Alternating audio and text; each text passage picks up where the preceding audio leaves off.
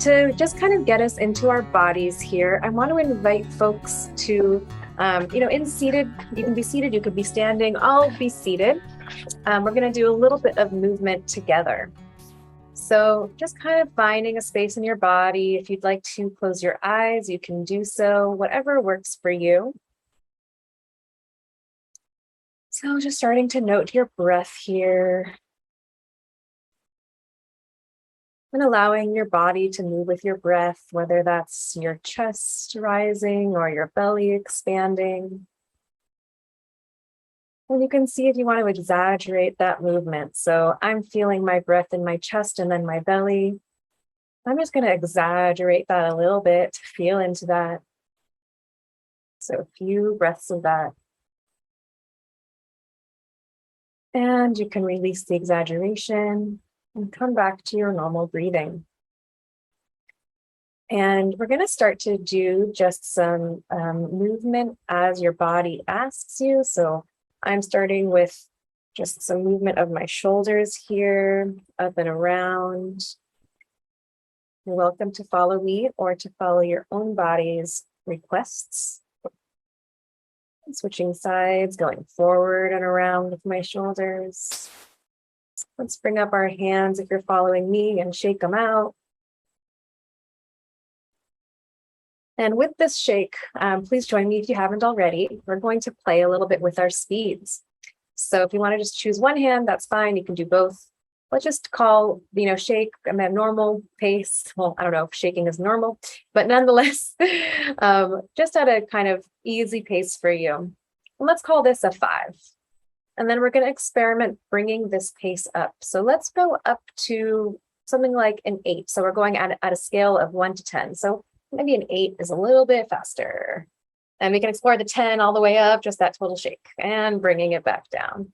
And I'll be talking about how we use these types of techniques in a little bit. And let's bring it from this 5 down to a 2. So slowly moving your hand or hands. And you can release it, let it go. Maybe shake the other hand if you were just using one, just to even it out. And we're going to do something a little bit more open. So you can use that shake if that's easy, or just use the mobility of your arms or another body part, however you would like to. But so we can start to move. I'm just going to do kind of circles with my hands here. And as you do whatever movement, now I want you to imagine that you are pushing against sand. So try to imagine that feeling. I'm imagining sand moving through my fingers as I push the air around. And you can drop that one and kind of go back to whatever movement you would like to be doing with your arms. I'm letting them flow. Now I'd like you to imagine that you're moving like kelp in a kelp forest. So I'm seeing the kelp leaves kind of move with the waves. I'm guessing if you're lower in the water, their movement might be slower. If you're imagining kelp at the top where there are lots of waves, it might be a little faster. And we can let that drop and come back to kind of a neutral movement. We'll do one more here. So let's now imagine that we are popcorn kernels in a popcorn machine. So to me, I'm imagining kind of jumping up like a popcorn kernel might. And we can shake it out and come back. Thank you all for playing. This is a little bit of insight into the kinds of activities we would do. We would mostly do this standing and moving around a whole room, so it's quite different from our experience now, but nonetheless, a bit of a taste. I'll say too that a lot of the intention with these types of activities is to open up our sense of imagination and play, and to connect with something outside of our current experience that might be occupying a lot of our minds. So, we're working with folks many of whom struggle with chronic illness, for example, or chronic pain. And we've got great feedback that sometimes this type of experience is just real medicine to connect with play and energized from a different perspective. Good morning. My name is Liz Stum, and I am the Director of Community Partnerships and Program Evaluation for HIV programs at the Shanti Project. and I'm also the program and research coordinator for SHARE. My colleagues, Selena Chan, Tammy Kremer, Christopher Gilbert, Eric Sutter, and I are so honored to be presenting on sharing humanity through arts, reflection, and expression for integrative health equity at IM4S 2022. So our objectives for today are to assess the practical considerations, benefits, and challenges of delivering creative arts for mind-body expression to underserved communities during COVID-19. We would also like to note that myself and my colleagues at SHARE have no relationships with financial or commercial interests to disclose. Sharing humanity through arts, reflection, and expression, or what we call SHARE, is a partnership between UCSF's SHARE Center for Integrative Health and the Shanti Project. And this program was designed to assist clients of the Shanti Project who were experiencing isolation before and during the COVID-19 shelter-in-place order. Staff and clinicians of the SHARE Center offered to facilitate an online space which was designed to inspire connection to humanity, inner resources, and community. And this is done in a myriad of ways, but it's really focused on exploring mind-body expression, narrative storytelling, visual arts, movement, music, writing, and more nonverbal forms of expression. Our clients, along with the facilitators, have built a really wonderful community throughout our sessions. To tell you a little bit more about myself, what I bring to SHARE is empathy, open communication, and I also offer familiarity to our clients. And to give you kind of a visual representation of my journey towards being involved in SHARE, this first picture is my first Pride Parade walking with the Shanti Project in 2016. We walked with volunteers, clients, staff members, and this picture just represents the colorful, amazing community that I get to work with on a daily basis, who allow me to be myself, my authentic self, which I think is a pretty unique and special thing within the workplace. And the second picture to the left is me in Guatemala. This was the first time that I was traveling on my own, and it's where I developed my own personal yoga and meditation practices. And this next picture is me and my client. We've been meeting for the last 6 years. I provide him emotional and practical support. We meet regularly, going on walks, coffee dates. He's just one of the most resilient and positive people that I know. I learned so much from him, and I'm just so grateful that he's in my life. So to start off, I will be giving you some more background about the Shanti Project and the clients we serve in order for you to get a better understanding as to why the SHARE program was created. So to tell you a little bit more about what Shanti does and who we serve, Shanti is a nonprofit, and our mission is to enhance the quality of life, health, and well-being of people who are living with terminal, life-threatening, or disabling illnesses or conditions. But really, at our core, Shanti is about building meaningful relationships, and these relationships we feel are essential for navigating life's most difficult challenges.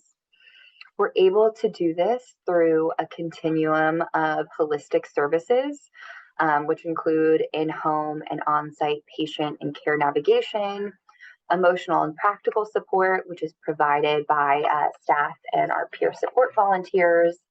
And we also focus on preserving the human-animal bond through our Pets Are Wonderful support program.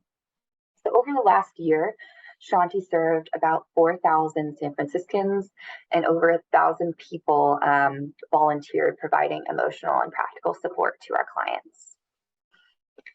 Shanti has a really rich history of supporting the San Francisco community. So I'm going to give you some highlights that demonstrate kind of our growth throughout the years.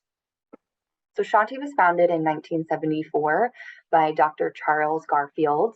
And Dr. Garfield worked at the UCSF Cancer Institute, and he trained the first Shanti peer support volunteers to be consistent and compassionate presence for people who were dying of cancer. And this was really one of the first times that volunteers were utilized in this way to provide support for the critically sick or people who were dying. Then in 1980, the UCSF Cancer Ward begins to fill with patients who would later be known to have AIDS-related opportunistic infections. And this is the moment when Dr. Garfield and Shanti decided to kind of switch focuses and provide support for people who were in those days were dying of this new disease. In November of 1981, we begin the first peer support groups for San Franciscans with AIDS, and we became one of the first community-based HIV/AIDS organizations in the world. Jumping forward to 2001, with the help of federal funds, we were able to expand services, and we launched our Lifelines breast cancer program. In 2015, we merged with Pets Are Wonderful Support, PAWS. And PAWS is San Francisco's only program that's dedicated to keeping people who are homebound, disabled, very sick people together with their companion animals. And then also in 2015, we were able to expand our services to people who are diagnosed with any type of cancer who identified as women. And this is now known as our Margot Murphy's Women's Cancer Program. The next year, in 2016, we launched our LGBTQ+ Aging and Ability Support Network, which we call Lawson. And Lawson provides support to reduce isolation among LGBTQ+ seniors and LGBTQ+ adults with disabilities. So the SHARE workshop is offered to clients of Shanti's HIV programs, the Margot Murphy's Women's Cancer Program, and our LGBTQ+ Aging and Ability Support Network.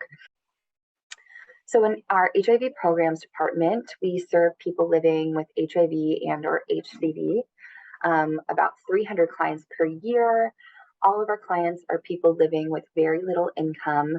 47% of our clients identify as people of color, and 76% identify as LGBTQ+. In our Margot Murphy's Women's Cancer Program, we served 581 clients in the last year. The majority of those people are living with low income, and 2/3 of clients are women of color. Also, 50% of our clients in this program speak a primary language other than English. Then in our LGBTQ+ Aging and Ability Support Network, this is one of our newer programs. We serve about 100 people a year. Clients are also living on very little income. The vast majority of those in Lawson are living alone and over the age of 60, and 75% of Lawson clients live with a mental or physical disability.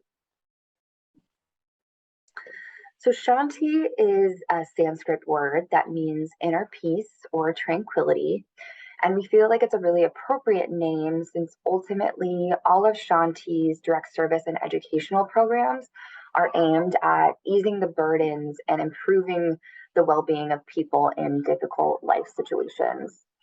And our mission really wouldn't be successful without what's known as the Shanti model of peer support. And the model is both a philosophy and a set of techniques that are used throughout our work. And to break it down, the model is a way of just being with another person. It really frees both parties to be fully who they are and to be able to communicate their feelings to one another. It also allows people to meet as equals, and it's a way of relating to others that is characterized by a certain set of values and attitudes. So we define peer a little bit differently than the traditional definition. So we define peer as someone who is not necessarily like us, not necessarily like us in obvious ways, but someone with whom we share a basic humanity with, someone who we are equals with. We feel that all people share universal human experiences, and by virtue of this shared humanity, we are all peers. So the model is really based on this equality. And the model is something that we, teach all of our staff and volunteers before working with our clients. Some of the values that are in the model are mutual respect, positive regard, the empowerment of the client. We assume that the client has the solutions to his or her own problems, and they don't necessarily need your advice or direction. We believe that genuineness is incredibly important to really be yourself, be authentic. Our clients can tell if you're doing otherwise. We teach acceptance of differences. This doesn't necessarily mean that you have to agree with everything that your client says, but we want you to be able to accept different beliefs based on respect. Empathy is a value, allowing yourself to really feel with another person is incredibly important to making the model successful. Also, intention to be of service is big in that this kind of differentiates maybe your relationships with others, in your life compared to a relationship that you have with a client. So some of the techniques and activities that we teach within the model are to listen from the heart, listening with an open heart, being willing to be touched by another, willing to engage with another person's emotions.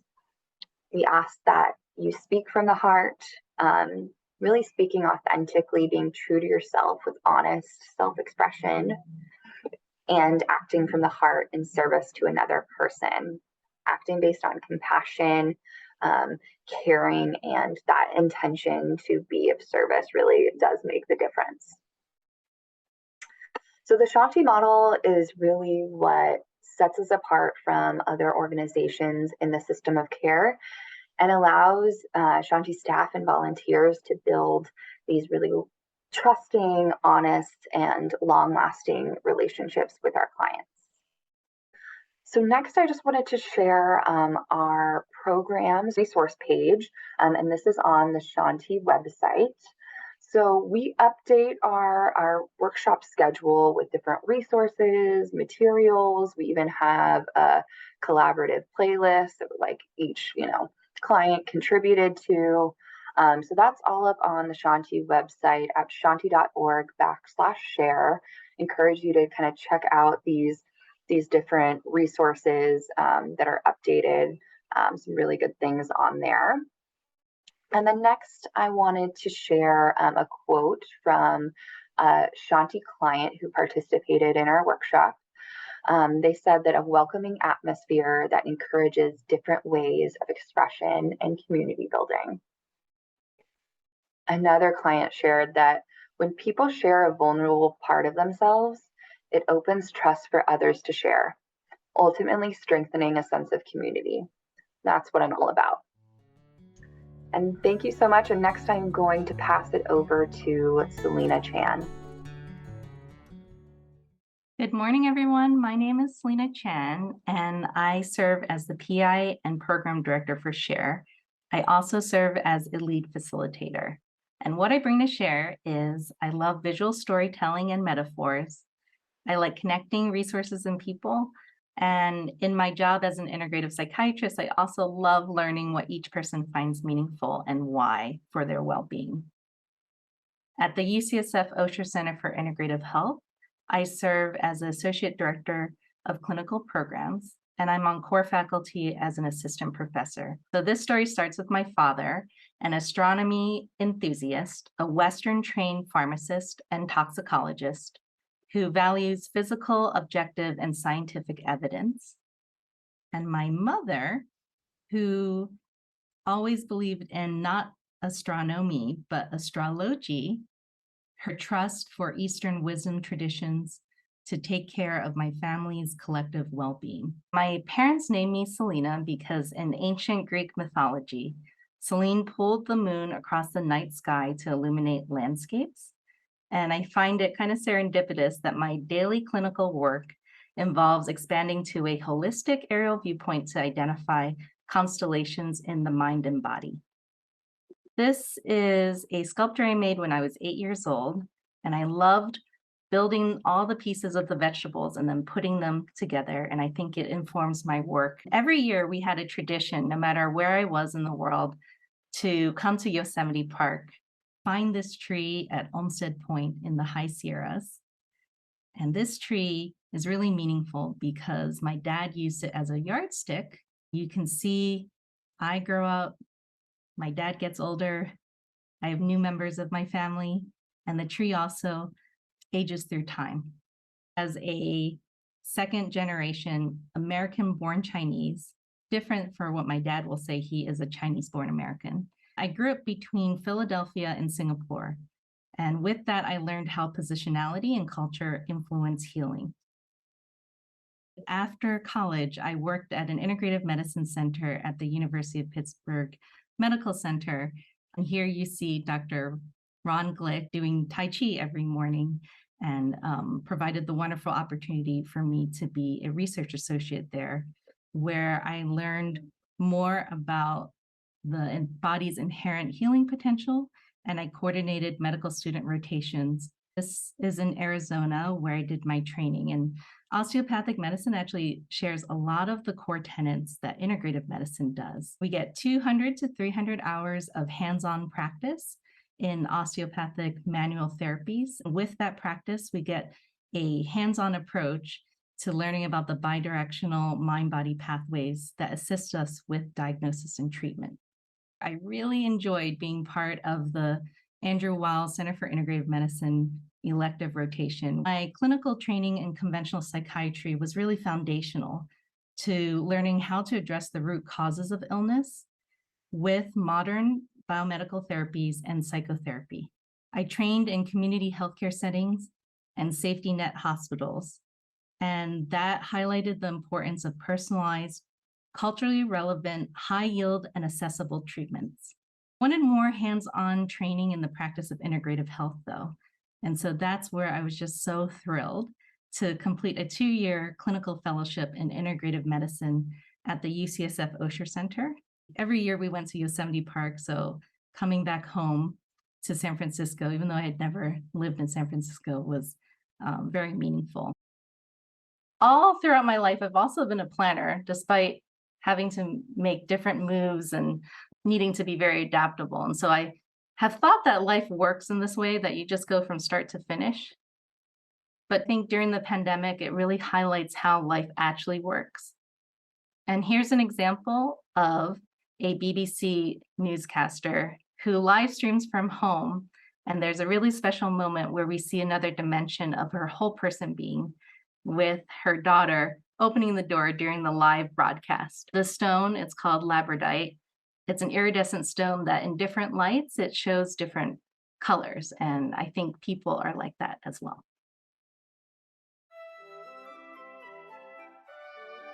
With this photograph, we just spent a moment together after the photograph, and we have this shared love of expressive arts. We feel some percolating ideas, and we go to the all Osher breakfast that happens in February 2020. And that's our last in-person time together as an Osher Center community. We learn about this Mount Zion Health Fund award, and we think, oh, maybe there's a way that we can connect with that. March 2020 happens, and we go into shelter in place. Our clinic switches to telehealth for the modalities that can visit patients through telehealth. And I begin a weekly drop-in group where anyone from our clinic can come in and just check in on each other, make sure that we're taking care of each other. Chris and Tammy become regular participants of that, and we learn that we love connecting through metaphors. Ironic about all this is that Chris shared an office wall with me, and for many years, we just never knew this aspect of each other. So just dedicating this 1-hour space together helped us learn more about our whole person, which helped us learn, oh, we have some kind of connection in this area. So here you see a mini picture of Maria Chow, and she was no way mini at all because she helped us connect to the Shanti project by identifying our core interests and realizing it could be a really good match with the Shanti project. So we applied for the Mount Zion Community Campus Partnership Award, and we're thrilled to get it in the fall, winter of 2020. And we met Eric Sutter, who didn't know what he was signing up for when we met with all the program directors at the Shanti project when we were first conceptualizing this award and grant proposal. We needed to first learn more about the Shanti culture and traditions, because how can we enter into a new place, kind of like an anthropologist, without first getting a sense of the community and also going through the training that's required for even all the volunteers. So we went through that and also had various meetings with all the Shanti program directors.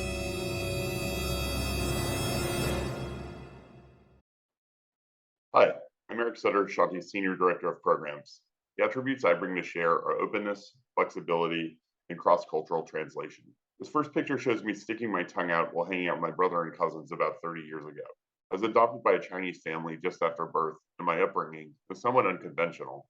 It's taught me that family is really about relationship quality, and that one's chosen family can be just as, if not more supportive than their biological one. I'm mindful of this lesson in both my professional and personal life, and it informs my work with coworkers, clients, and collaboration partners. This next picture is of a mural someone put up about a block from my office in San Francisco's Tenderloin district. I've worked in the Tenderloin for nearly 20 years, and it's an incredibly complicated and totally unique place that I still struggle to fully wrap my head around. That being said, I'm continually struck by the creativity, generosity, wisdom, and resilience of its residents, the beauty found in its streets, and the surreal qualities day-to-day life there can take on. I'm proud to have worked there as long as I have and have no intention of leaving. This last picture is of my longtime client, Reggie Williams, and really captures his essence. When I was new to providing direct service, he hazed me pretty hard for about a year, and once he realized I wasn't going anywhere, he opened up to me and taught me so much about how to be the most effective service provider possible. He reminds me of the necessity of collaboration between provider and patient, and all the expertise that people we have to share with us. I feel like there's nothing new to be said about the difficulty so many of us faced in having to adapt our service models to COVID. In San Francisco, on March 26, 2020, Mayor London Breed announced a shelter-in-place order effective the following day. Shanti's work was identified as essential, with direct services staff coming exempt from the order while carrying on their day-to-day duties. The regulations around social distancing forced the cancellation of groups and drop-in spaces and required most people to primarily work from home due to our typically tightly packed offices. Staff remained committed to serving clients in person, with the provision of emotional support specifically noted as key to ensuring we were adequately meeting already isolated clients' needs. As 2020 dragged on, both staff and clients began to adjust to the new normal. We spend an inordinate amount of time trying to come up with ways to simulate the spontaneous conversations and connections that naturally occur when folks are in close proximity to each other. We try to find ways to foster connections between clients whose various afflictions made them more vulnerable to COVID, and thus less likely to feel safe out in the world.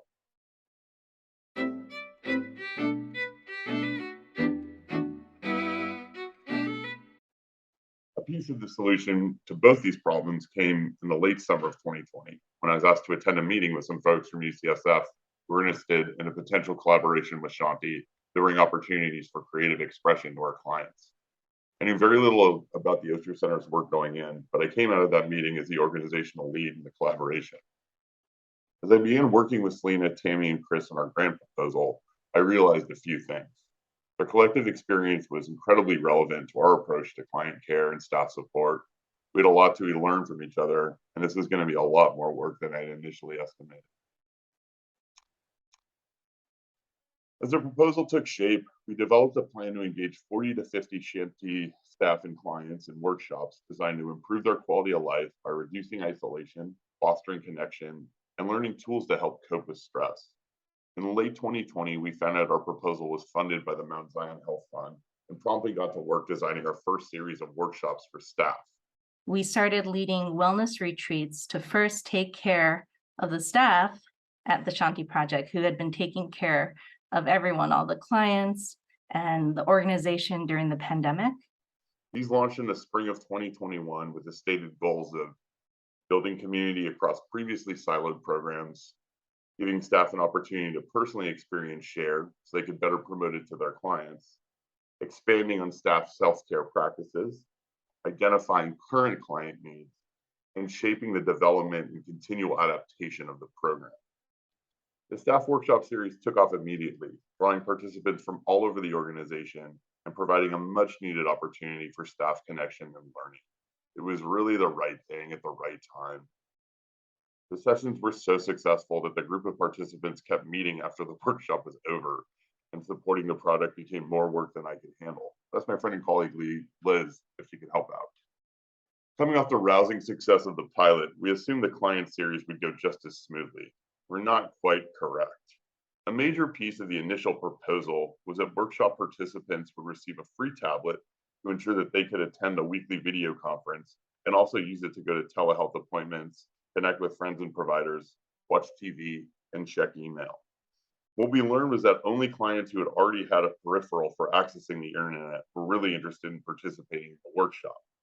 This necessitated a slight postponement of the start date and some additional outreach to clients. Luckily, we still had a solid group of folks who committed to participating and provided a lot of feedback that was both useful and inspiring. This feedback was integrated into our proposal for another year of funding, which was submitted in the fall of 2021. I'm happy to say that our proposal was funded again and we'll be back in session with our clients this week. Key adaptations we made included moving clients groups to a drop-in model rather than a closed one, with a focus on a given theme for 2 weeks, with one session having an activity and the following one of opportunities for discussion of the activity in ways that have been integrated in the client's day-to-day lives. Also begin leading staff wellness retreats, because that was one of the requests after the first year, was that people enjoyed it so much and they were hearing a lot about it from their clients that they also wanted to have a more regular series for SHARE. Another adaptation we made was designing quarterly in-person and virtual half-day staff retreats. And the final adaptation we made was inviting local SHARE facilitators to participate in in-person Shanti client support groups, which had returned following availability of vaccines for COVID and other treatments. Decide we need to pivot to kind of a mobile SHARE, kind of like that mobile home van that I shared with Hawaii. We needed to meet groups where they were, especially as things were opening up more in person. And we have been going into multiple groups, either in person, by virtual, and also Spanish-speaking groups with the lead translator or lead facilitator of that group. And the great thing about SHARE is a lot of it is nonverbal, and so it crosses and transcends universal language of either music or arts or different ways of storytelling.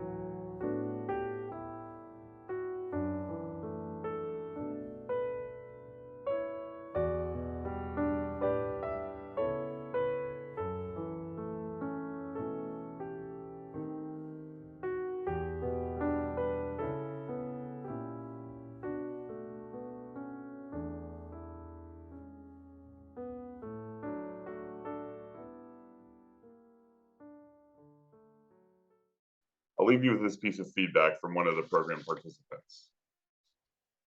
I appreciate the silliness and laughter. To me, allowing space to get weird or goofy for a minute is very healing. Thank you.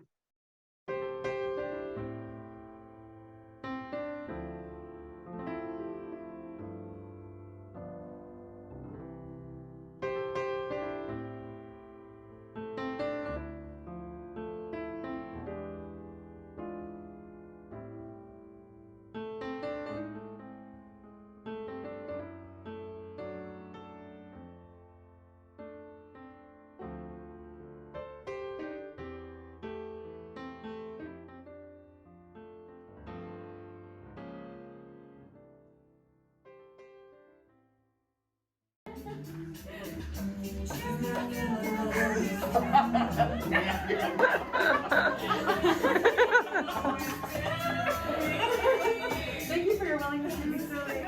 Okay.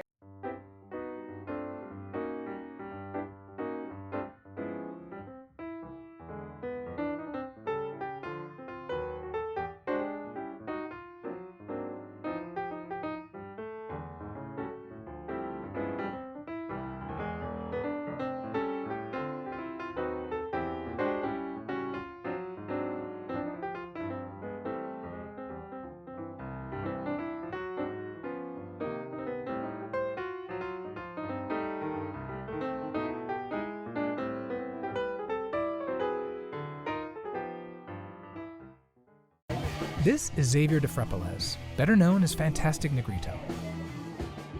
We brought him to UCSF to meet Charles Lim, a neuroscientist who studies musical creativity. The Duffler's up next. To understand how Fantastic Negrito's brain works when he's making music, Dr. Lim had him play one of his songs while going through the fMRI.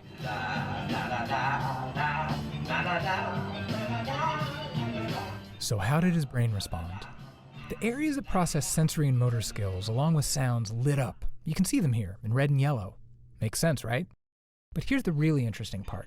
Lim asked him to improvise to see what happens when he's creating something totally original. It's like Star Wars in my head. It's like Star Wars in my head. I don't like this crazy sound. Makes me feel like I can't get down. Stop. Now watch what happens to his brain. The areas that were active before, the ones that deal with motor skills and sounds, are even more active. But see how there's way more blue in the front of his brain? That's the prefrontal cortex, and it's associated with effortful planning and conscious self-monitoring. And it's blue because it's less active. We see that the prefrontal cortex appears to be really shutting down in these moments of high creativity, kind of like letting go of these conscious self-censoring or self-monitoring areas that normally are there to help control our output. And Lim says it's about more than just letting go. You view it from perspective of survival. If human beings only could do memorized rote responses, we'd be long gone. And it's not just the thing that happens in clubs and in jazz bars. It's actually maybe the most fundamental form of what it means to be human, to come up with a new idea.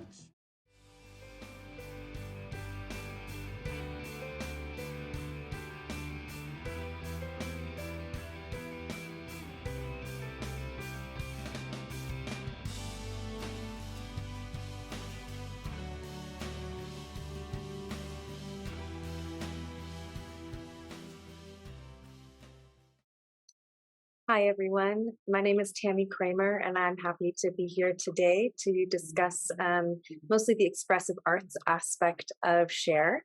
I was one of the originators of SHARE along with my colleagues, and it has been a real pleasure to get to develop and deliver these sessions. What I bring to SHARE is creative play, mindfulness, and spirituality, and group facilitation. My roles include teaching artist and lead facilitator. When I first got involved with SHARE, I was at the SHARE Center for Integrative Health at UCSF as a communication specialist, and I'm now doing communications around sexual health, also at UCSF, and I'm producing and hosting this podcast, Coming Together for Sexual Health. On the top on the right here, you'll see a picture of me with my cousins taken by my beloved grandmother, who has since passed, and was an inspiration, continues to be an inspiration for me around both creative expression and psychology. And on the bottom right, you'll see me in a teaching artist role with students from a class of mine. On the left here, I'm in Trinidad and Tobago. I was a Fulbright Fellow where I collected, recorded, and produced birth stories, mostly from mothers and midwives. And this was from a presentation to the Association of Midwives in Trinidad and Tobago. And on the right, I'm with the production team of the 2009 Vagina Monologues at UC Berkeley with Eve Ensler, the writer of the Vagina Monologues. It was a very critical experience for me to explore how expressive arts and social justice could be integrated. Here, you'll see an image on the right of me and Selena, and you can see Eric and Liz, along with Shanti's staff, creating puppets at a puppet building workshop I led. And on the left, you see Sir Frog-a-Lot, one of my favorite puppets I've built So here's some more of these kinds of expressive arts activities we did. We mentioned puppets, and then some mindful movement. So I would say that was captured a bit in the closed eye period. Of course, we would do it a little bit longer and more in depth.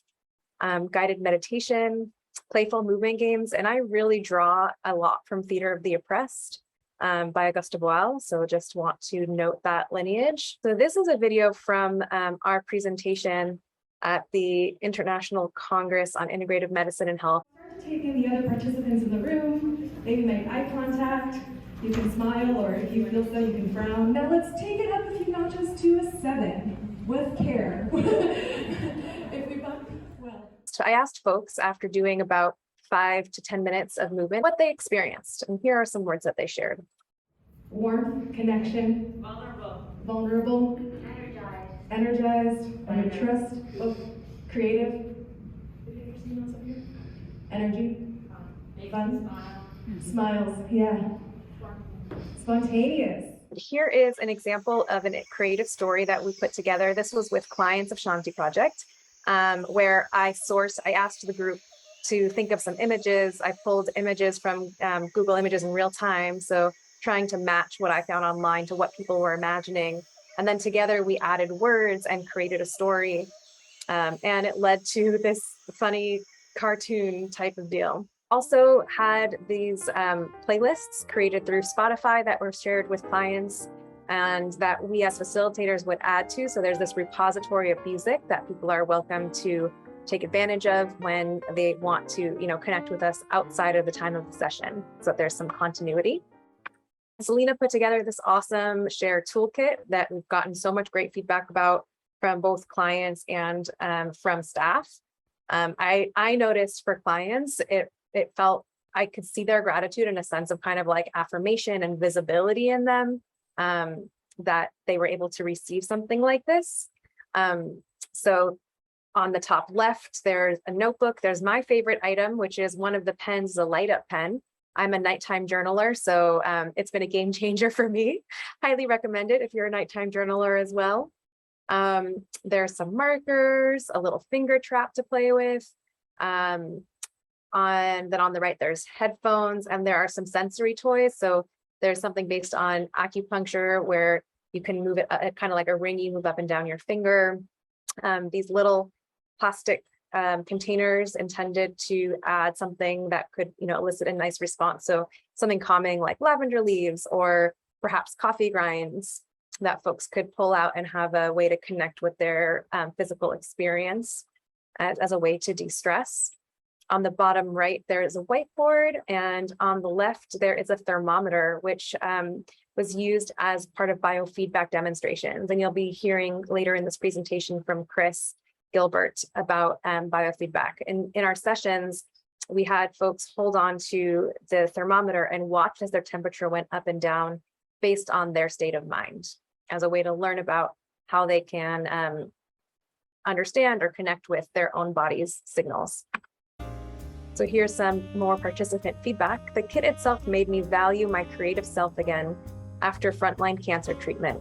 Gave me a jolt that, yeah, good things are still available. So thank you so much. It's been great speaking with you, and enjoy the rest of the presentation.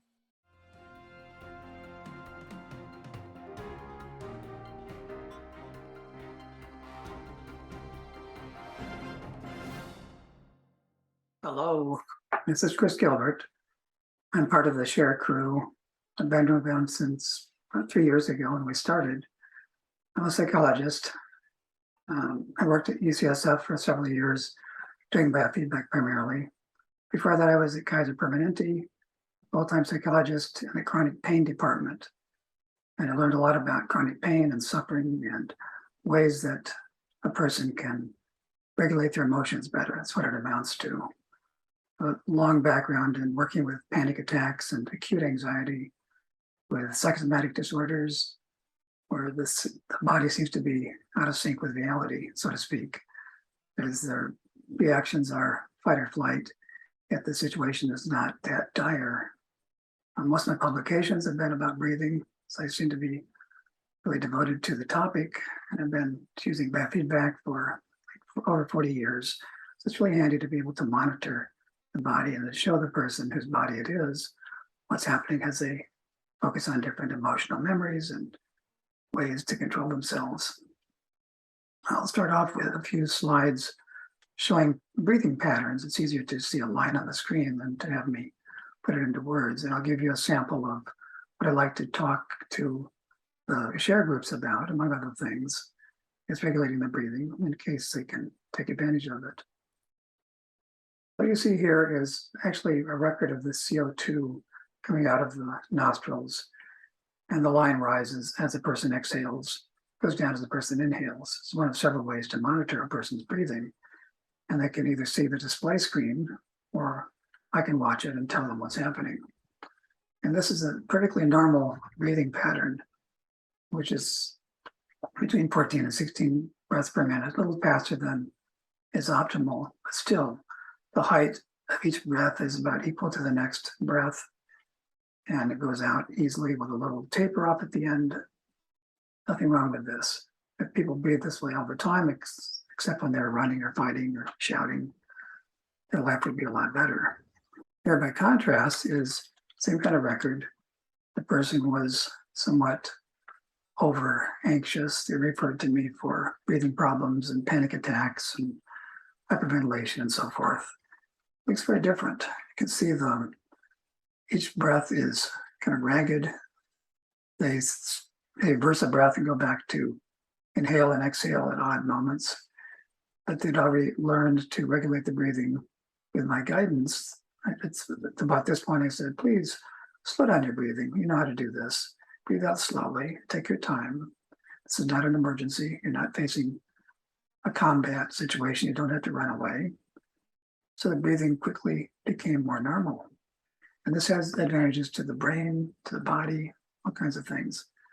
I said, okay, stop controlling your breathing, go back to where we were before, and see it's faster again. The person feels more comfortable breathing much more rapidly than physiology would demand. Record, the same kind of thing, except the person's background breathing was pretty good. It may look like it's fast, but it's just over a longer time. So the breathing rate is within normal limits. And here I asked the person to think of something really stressful, and it didn't take much to disrupt the breathing. It becomes irregular, faster, incomplete exhale, incomplete inhale. And I asked the person to go back to your normal breathing. And since we talked about this and developed some techniques, went back to normal breathing. Pretty easy, but this doesn't come easily to people who are referred for panic attacks and anxiety problems. This is just a glance of an experiment done long ago about the differences in breathing pattern related to experiences of anger, tenderness, erotic love, fear, joy and laughter, sadness and crying. We'll go into the details, we just don't have the time, but it's something that we all have built into us. Certain emotion fully experienced brings on a certain pattern of breathing, which is pretty much the same from person to person. So our breathing is always affecting our emotional state. Emotional states are always reflected in breathing. The reason seems to be that we're getting ready for some kind of physical encounter, such as fighting, running away, exertion, or something that makes you terrified. All these things might involve the body being involved in what happens next, and which is built into us. Here's the record of the actual heartbeat rising and falling. It's between 60 and maybe 80, 85. And you may not realize how much the heart is sensitive to the phase of your breathing. When you breathe in, it goes up, breathe out, it goes down. The same person feeling stressed. Since the breathing is irregular, the heartbeat is irregular too. And this can have consequences over time. The variable is called heart rate variability. The top is good, bottom is bad. And you can learn to go from the bottom pattern to the top pattern using feedback or just observing yourself, getting better and better at controlling your breathing. Here's the autodynamic associations to inhale versus exhale. When you inhale, there's a slight bias toward the sympathetic nervous system in case you're breathing in because you're getting ready to shout or to hit somebody or to run for your life. Exhalation is primarily parasympathetic. So you have a nice, easy exchange between these two patterns and you feel better. If it's an easy alternation, it's supposed to be that way. Here's a breathing pattern now with a chest band around the body to show rise and fall, rise and fall, rise and fall. I just call this just right because it goes down to the point of rest where you're not breathing out, you're not breathing in. The lung is in balance with the air pressure. Here's even better. Notice a slight taper at the end, slight taper at the end, breathing out and then it slows down. This is even better. When a person is practicing breathing for calming purposes, this is an extra little wrinkle in the whole situation. Now, for the rest of what I have to say to you, there's not any reason to keep watching my face. I'd much rather have you close your eyes and listen to my voice and switch the attention you'd give to visual processing to processing what's going on in your body, because that's where the action is. If you're driving, well, don't follow my directions. Don't try to drive with one eye, pull over, or listen some other time.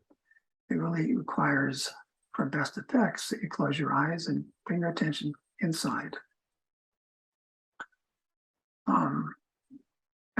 Fast breathing, irregular breathing, breath holding, more breathing in the chest and the abdomen, and breathing through the mouth rather than the nose. Those are all associated with stress, even momentary stress, even mild stress. You're less likely to breathe smoothly and slowly through the nose with a slow, steady exhale. We're just built that way in case at any moment you have to run for your life or fight for your life and so forth. Anxiety, threat, conflict, being close to crying, quick preparation for any kind of muscle exertion. This is going to affect the breathing. So conversely, if you change your breathing, even if it's consciously, this will change your emotional state. May not erase it completely, it's back to bliss, but it's a good start. I'd like you, with your eyes closed now, think back to a really pleasant experience you had. Could be yesterday, it could be 5 years ago. Something that pops into mind is, oh, that's when I was feeling really nice, really calm, not excited, just peaceful and calm, at rest, enjoying life. Could be something like lying on the beach, listening to the surf. Could be lying down at home, listening to music, watching a sunset. Whatever pops into your head, start to run that little movie in your head and try to re-experience it. Think back to how nice it felt. And as you do that, maybe notice how your breathing changes. What happens? How do you breathe when you're in that state of mind? Because it's a state of emotion too. Chances are your breathing becomes calmer, steadier, smoother. And if you're breathing through your nose instead of your mouth, that's a plus. It's even better, physiologically better, and emotionally better to breathe in and out through the nose. If you're all clogged up, of course, that interferes with nose breathing. Now, think about the connection between that smooth, slow breathing and the very pleasant emotion that you felt focusing on that scene, and try reversing it. But here's a funny thing I'll ask you to do. Think of something really stressful, something just the opposite of pleasant. Maybe an argument you had or something you were annoyed at, you tried to return something to a store and they wouldn't take it, or you're driving and a chair falls off the back of a pickup truck and you have to veer to miss the chair. Someone's hassling you. Get something like that. And notice how your breathing changes.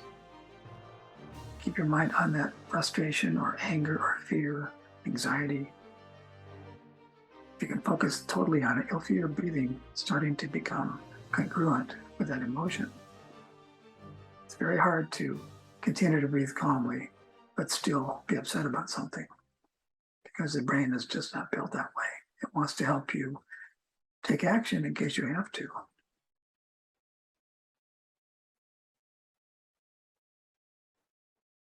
Now, if you go back to the peaceful scene, but continue breathing faster, more agitated, just on purpose now, maybe twice as fast through the mouth, irregular, breathe as if you're really angry, but try to focus on that peaceful scene and notice how difficult it is. You try to feel peaceful and relaxed, but the breathing contradicts it, denies it. These things are incongruent. The incongruency does not last long. If you tell yourself when you're in a situation that's safe, but you're internally agitated for some reason, you have to tell yourself, thing like, I don't have to fight right now. I don't have to run. I don't have to defend myself. I don't have to run away. I don't have to shout. I'm physically safe. But my thoughts and my feelings are activating my breathing. At that moment, when you used your adult consciousness to decide the situation does not warrant getting ready for running or fighting. This is turning off your alarm. We all have that alarm system. And it's very sensitive to what you think is going to happen next. If you slow down your breathing to be in line with reality, your judgment of, I don't have to get ready for anything. Then you breathe slowly, more peacefully, slow exhale. It's like turning off an alarm in your house. It's your house, you're opening the door, you put in a key to turn off the alarm. You have that right as the owner of the house. As the owner of your body, you have the right to tell it to stop acting up. There are phone apps you can easily get. Most of them are free, put on your phone, and they pace your breathing. That is, they give you some kind of graphic that gets larger and smaller, or a line goes up, a line goes down. And you can set this for any number of breaths you like. You can have a longer exhale than inhale, which is a good idea. You could have a pause at the end of the breath. These breathing apps are really good for practicing this kind of breath control. One is called paced breathing. Another is called breathe to relax with a number 2 instead of TWO. There's also heart math systems for much more money, but they help you to coordinate your breathing in a manner that keeps the heart very cyclical, very steady, up and down, up and down. So that's a sample of what I talk to the people about. And it's my turn to address the groups, the share groups. And they go home and I hope practice some of these things and have some insights. That's about it. So I'll end this now. Thanks for listening.